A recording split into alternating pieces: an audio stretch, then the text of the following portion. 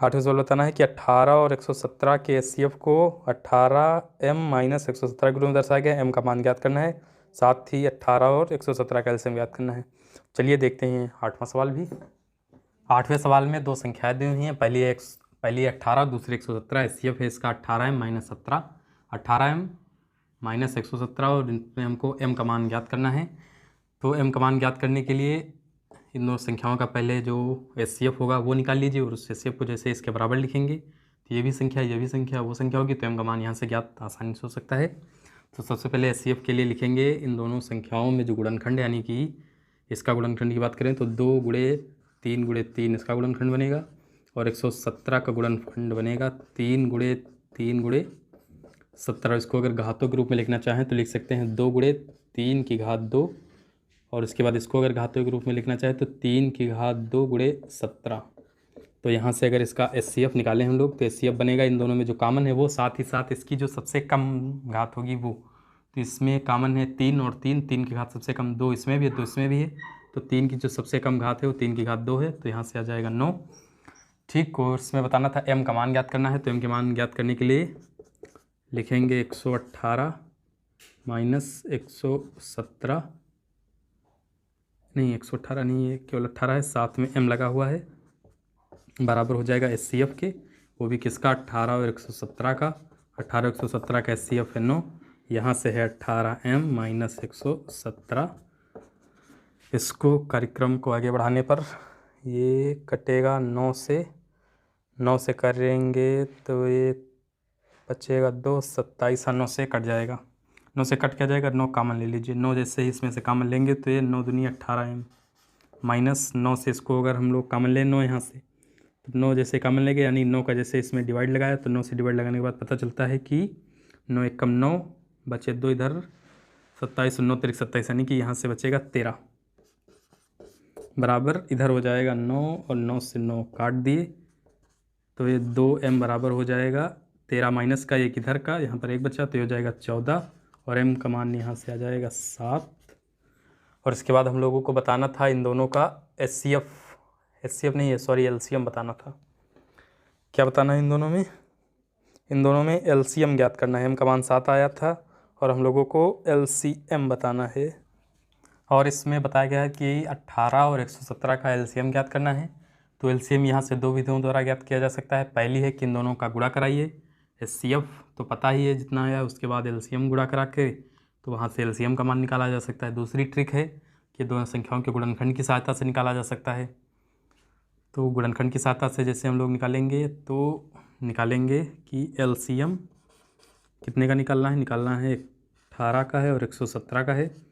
तो एलसीएम निकालने के जो संख्याएं यहाँ पर हैं गुणनखंड के रूप में वो लिखेंगे, उसमें जो अलग अलग संख्याएं जैसे कि 2 है वो अलग है, उसके बाद 17 यहाँ से कैसे आई, इसके गुणनखंड यहाँ पर 17 नहीं, यहाँ से 13 हो जाएगा, गुणनखंड के रूप में यहाँ पर 17 नहीं 13 होगा। ठीक है, तो जो अलग अलग संख्या हैं वो लिखेंगे, सबसे पहले 2 लिखा, उसके बाद 13 भी अलग है वो लिख लेंगे, और उसके बाद ये दो संख्याएं सेम है तो इसमें जो सबसे ज़्यादा घात है वो लिखेंगे, सबसे ज़्यादा घात है 2, इसमें भी 2 उसमें भी तो चाहे जो लिख लीजिए। उसके बाद लिखेंगे 3 की घात 2 यानी 3 गुणे 3, गुणा कराने पर आएगा 3 तरह की 9 दूनी 18, 18 गुणे 13 यानी कि 234। तो ये 8वां सवाल हुआ कंप्लीट, जिसको स्क्रीनशॉट लेना है वो ले सकता है। और 9वें सवाल में बताना है जांच कीजिए का किसी प्राकृतिक संख्या n के लिए 6 की घात n संख्या 0 पर समाप्त हो सकती है। तो 6 की घात n 0 पर समाप्त नहीं होगी, इसमें कारण आपको छोटा सा लिखना है, यहाँ पर बता दे रहे हैं। 9वें नंबर में सवाल है 6 की घात n बताना है कि वो 0 पर समाप्त हो गया नहीं, ये चीज़ बतानी है। तो 6 की घात n में अगर हम लोग गुणनखंड की बात करें तो 2 गुणे 3 आएगा की घात n, ठीक। और जिस संख्या में लास्ट में 0 आता है वहाँ पर हम लोग लिखते हैं, यहाँ से ऐसे लिख लेंगे, उसके बाद लिखेंगे जिस संख्या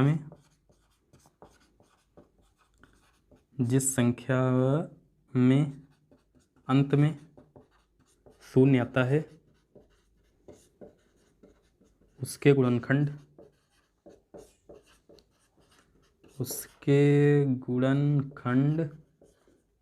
2 गुणे 5 की घात n होते हैं, ठीक है, जिसमें 2 × 5 की घात n होगा वही संख्या पावर के रूप में होगी जो 0 पर समाप्त होगी। ठीक है, यहाँ पर 3 रख दीजिए, 4 रख दीजिए, 5 रख दीजिए, इसका गुणा करेंगे तो हमेशा जो संख्या है वो 0 पर समाप्त होगी। और इसमें हम लोग अगर करना चाहें तो कोई भी संख्या 0 पर समाप्त नहीं होगी। और इसका गुणा 2 दूनी 6, 3 दूनी 6, और यहाँ पर चाहे 1 रखे, 2 रखे, 3 रखे, 0 पर नहीं समाप्त होगी। तो हम लोगों ने लिखा कि जिस संख्या में अंत में 0 शून्य आता है उसके गुणनखंड 2 × 5 की घात n होते हैं जो 6 की घात n में नहीं है। अतः यह 0 पर नहीं समाप्त हो सकती। लिखना चाहें तो इसमें बहुत बड़ा कारण लिखा जा सकता है, बहुत तरीके से प्रूव किया जा सकता है, बट ये सबसे छोटा और सबसे तगड़ा मेथड है कि आप बता दें कि जो 0 आता है वो किन कंडीशनों में आता है।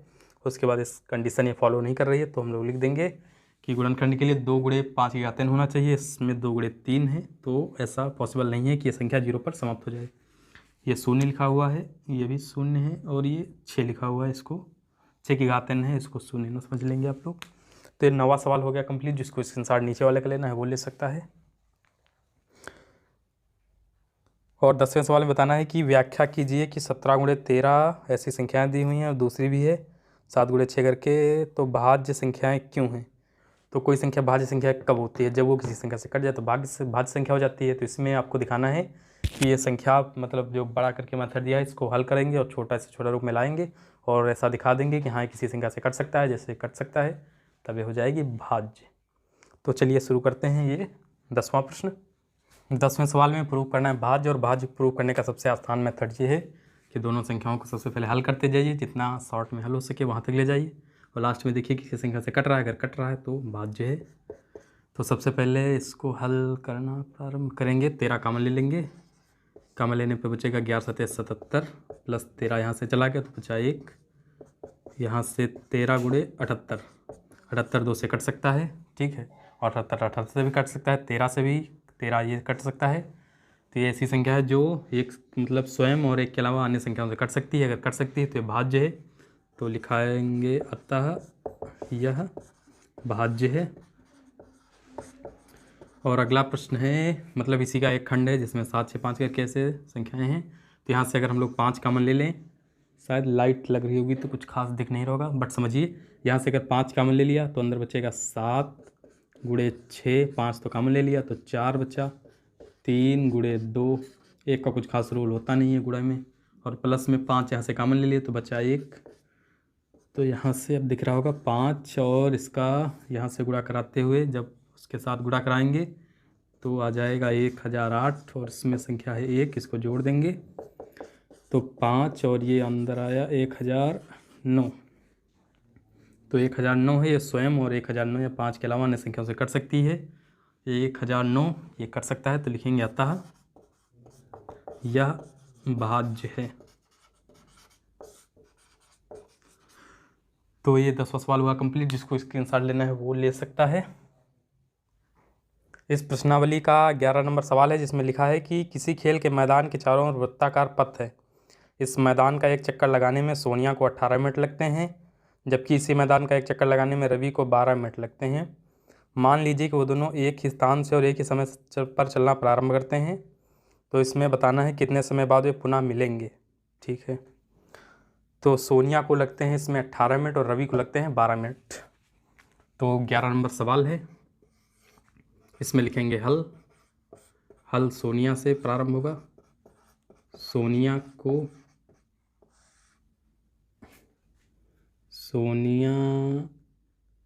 के द्वारा लगने वाला समय, सोनिया के द्वारा लगने वाला समय है 18 मिनट, और सोनिया के साथ एक लड़का है रवि, तो रवि के साथ लगने वाला समय है 12 मिनट। तो अब इसमें बताना है एक स्थान से दोनों लोग चलना प्रारंभ करते हैं तो कितने समय पश्चात मिलेंगे। तो जब एक ही स्थान से और एक ही समय पर चलना प्रारंभ करते हैं तो इसके लिए हम लोग इनका एलसीएम निकाल लेंगे, और जो एलसीएम प्राप्त होगा वही हमारा आंसर हो जाएगा। तो यहाँ से आप एक लाइन लिख लेंगे कि दोनों एक ही स्थान से तथा एक ही समय पर चलना प्रारंभ करते हैं, इसलिए मिलने पर जो समय लगेगा जो मिलने का टाइम होगा वो एलसीएम के बराबर होगा। तो यहाँ से लिखेंगे एलसीएम। एलसीएम संख्याएं हैं, एक है 18 और एक है 12। तो इसको एलसीएम लिखने से पहले एक छोटी सी चीज़, सबसे पहले 18 और 12 के गुणनखंड। 18 के गुणनखंड होंगे 2 गुणे 3 गुणे 3। 12 के गुणनखंड की बात करें तो 12 का गुणनखंड हो जाएगा 2 गुणे 2 और 3। 2 3 6 3 18 हो गया और 2 3 4 3 12 हो गया। तो एलसीएम निकालना है तो इसको सबसे पहले पावर के रूप में लिखेंगे, यानी घातों के रूप में। तो ये 2 गुणे 3 की घात 2 हो गया और ये 2 की घात 2 गुणे 3 हो गया। तो एलसीएम में क्या लिखा जाता है, जितनी भी अलग अलग संख्याएं हैं वो लिखेंगे, साथ ही उसकी अधिकतम घात। तो 2 इसमें भी कॉमन जो है वो लिख लेंगे। तो 2 की घात 2 लिखा जाएगा, जो सबसे ज़्यादा है, गुणे लगाएंगे। और 3 इसमें भी है, 3 इसमें भी है, 3 भी लिखेंगे और भी इसकी ज़्यादा घात के साथ, यानी 3 की घात 2। तो यहाँ से 2 दूनी 4 और 3 तरह की 9, यानी 4 गुणे 9 बराबर 36 मिनट। ठीक, तो दोनों एक समय पर जब चलना प्रारंभ करते हैं कि दिशा में, तो 36 मिनट बाद मिलेंगे। तो जिसको स्क्रीनशॉट लेना है वो ले सकता है। इस प्रश्नावली का 12 नंबर सवाल है, जिसमें बताया गया कि दी गई आकृति में x तथा y के मान ज्ञात करने हैं। तो एक आकृति है, उसमें x और y के मान ज्ञात करने हैं। तो चलिए देख लेते हैं। 12 नंबर सवाल में ऐसी कुछ आकृति बनी है कि x इधर दिया है, इधर 3 है, 195, 3 y और 5 और 13। तो इसमें हमको x और y के मान बताने हैं। तो सबसे पहले x के मान के लिए, जिससे ये दो संख्याएं दी हैं, इन दोनों का जब गुणनफल करेंगे तो ये संख्या प्राप्त होगी। उसके बाद इन दोनों का गुणनफल करेंगे तो ये संख्या, फिर इन दोनों का गुणनफल करेंगे तो ये संख्या। तो y के मान के लिए निकालेंगे इसका और इसका गुणनखंड करेंगे, यानी गुणनफल। तो 13 और 5 का गुणनफल हो जाएगा 65। तो x का मान हो गया 65 और y का मान, नहीं x का नहीं, सॉरी, ये y का मान है। और x के मान के लिए 3 गुणे 195, तो 5 3 15 के 5 और ये हो जाएगा 8 5, ये हो गया 585। ठीक है, तो ये हुआ 12 नंबर प्रश्न। और 13 नंबर प्रश्न है, जिसमें भाज्य क्यों है ये दिखाना है। और 14 नंबर प्रश्न है, जिसमें दी गई आकृति में बताना है x y और z के मान। अभी तक 2 संख्याएं थी, अब इसमें 3 संख्याएं दे दी हैं। तो चलिए देखते हैं 13 नंबर प्रश्न, उसके बाद देखेंगे लास्ट इस प्रश्नावली का 14 नंबर। 13 नंबर प्रश्न में ये 2 संख्याएं दी गई हैं, पहली संख्या ये, दूसरी ये। तो इसमें बताना है ये कि ये संख्या भाज्य क्यों है और ये संख्या जो दी गई है ये भाज्य क्यों है। तो सबसे पहले जैसे ये संख्या दी गई है तो इसको भाज्य के लिए हल करिए, एकदम साधारण पैटर्न में ला दीजिए संख्याओं के रूप में, छोटी छोटी, बस दिखा दीजिए कि हाँ ये भाज्य संख्या है। जैसे इसमें हल करेंगे, यहाँ से ये 2 संख्याएँ दी हैं, तो इसमें 11 कॉमन ले लेंगे। तो 11 कॉमन लिया तो यहाँ बचा 7 गुणे 13 प्लस 11 हो गया कॉमन, तो अंदर बचा 1। तो इसको हल करेंगे तो 11 इधर 13 बचे, नहीं 13 7 91, 92 हो गया। जब ये 92 होगी, ये 2 से भी कट सकता है और उसके बाद ये 4 से भी कट सकता है। तो यहाँ पर लिख देंगे अतः, मतलब इसको सॉल्व करना है एकदम छोटे छोटे रूप में ला करके, बस अतः या भाज्य है। बिल्कुल ठीक काम इसमें करना है। इसमें 7 6 3 4 करके दिया है, इसमें से 3 जैसे इधर कॉमन लेंगे तो अंदर बचेगा 7 गुणे 6 गुणे 5 गुणे 3 निकल गया, 4 लिखा, 3 निकल गया तो 2 बचा, गुणे 1 लिखे उससे कोई फ़र्क नहीं पड़ने वाला, प्लस में 1 लिख गया।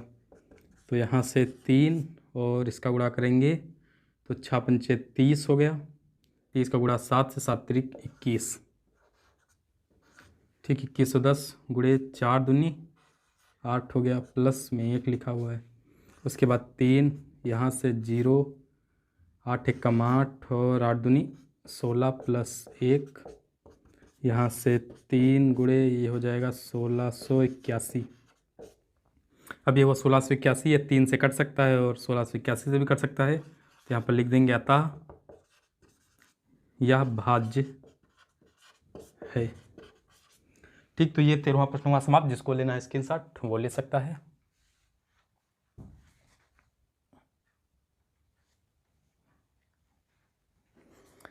और इस प्रश्नावली का लास्ट सवाल है, जिसमें बताया गया है कि नीचे दी गई आकृति में x y z के मान ज्ञात करने हैं। आकृति इस बार थोड़ी सी कॉम्प्लिकेटेड दी गई है। अभी तक 2 संख्याएं होती थी ज्ञात करने के लिए, x और y, इसमें z भी है। चलिए इस प्रश्नावली का लास्ट सवाल भी हल कर लेते हैं। प्रश्नावली के लास्ट सवाल में ऐसा कुछ मतलब चित्र बना करके दिया है, तो इसमें एक्स और वाई जेड के तीनों के मान ज्ञात करने हैं। तो जैसा कि अभी तक मैंने बताया कि एक्स वाई जेड के मान कैसे ज्ञात करते हैं, इन दोनों का जैसे गुणा करेंगे तो ये संख्या, इसका इसका गुणा करेंगे ये संख्या, इसका गुणा करेंगे तो ये संख्या, इसका गुणा करेंगे तो ये एक्स मिलेगा। तो एक्स के मान के लिए आपको आइडिया लग गया होगा क्या करने वाले हैं, इन दोनों का गुणा करा दीजिए। तो 3 गुणे 3 3 8 और 1, तो गुणा कराने पर मिलेगा 3 8 3 24, 3 का गुणा 1 से 3 8 3 24, 24 के हो गए 4 और 3 तरह की 9 9 2 11 का 1, 3 तरह की 9 9 1 10। तो x का मान आ गया है 10,143। बात करें y के मान की, तो y के लिए 7 गुणे 161, 7 गुणे 161 लिखेंगे तो 7 एकम 7 हो गया, 7 छंग 42 के 2 हो गए और 7 एकम 7 4 11 हो गए। तो ये हुआ y का मान। z के मान के लिए इन दोनों का जब गुणा करेंगे तो ये संख्या मिलती है, यानी कि 7 गुणे z, इन दोनों का गुणा किए तो ये 161 मिला और हमको चाहिए z का मान। तो 161 के बटे में 7 भेज दें क्योंकि ये गुणे में है, इधर आएगा तो बटे में, तो 161 बटे 7 काटेंगे तो 7 दूनी 14 बचे 2, 7 त्रिक 21। तो x का मान आया है ये 10,143 1127 और ये z का मान आया है 23। इसी प्रश्न के साथ ये प्रश्नावली 1 भी हो गई है समाप्त। तो अगर आप लोग चैनल पर नए हैं, चैनल को सब्सक्राइब जरूर कर लें क्योंकि इस चैनल पर मनोहर बुक का पूरा सोल्यूशन 9th और 10th का कराया जाएगा। तो पहली बार देख रहे हैं तो चैनल को सब्सक्राइब जरूर कर दें, वीडियो को एक लाइक कर दें, कमेंट में जरूर लिखें ताकि हमें कुछ मोटिवेशन मिले। और तब तक के लिए जय हिंद।